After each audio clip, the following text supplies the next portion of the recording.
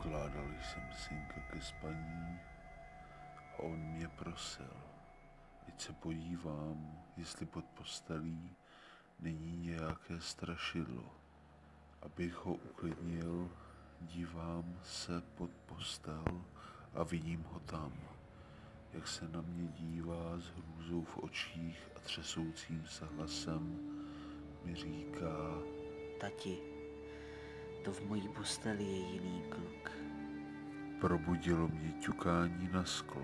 Myslel jsem nejdřív, že mi někdo zaťukal na okno, ale pak se to ozvalo znovu, ze zrcadla.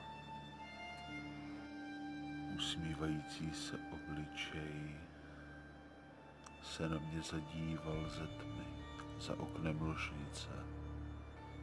Byli ve 14. poschodí. Ráno jsem na displeji telefonu objevil fotografii sebe sama, jak spím.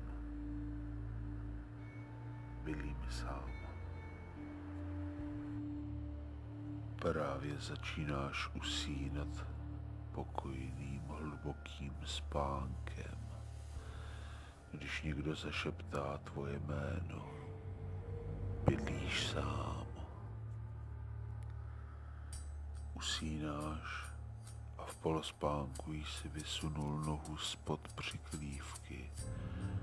Někdo tě za ní chytil. Den 312.